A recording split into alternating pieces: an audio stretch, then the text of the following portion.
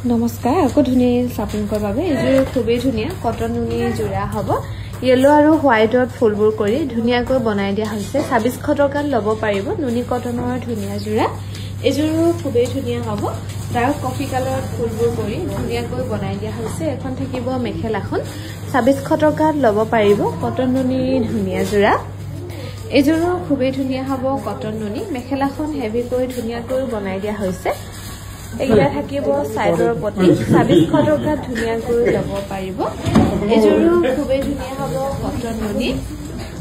2600 টকাত ধুনীয়াকৈ ল'ব পাৰিব ভাল লাগিলে স্ক্ৰীনশ্বট লৈ থব পাৰিব এইযোৰ খুবেই ধুনীয়া হ'ব গ্ৰীন কালাৰত ৰেড আৰু ব্লু কম্বিনেশ্যনত ধুনীয়াকৈ বনাই দিয়া হৈছে 2600 টকাত ল'ব পাৰিব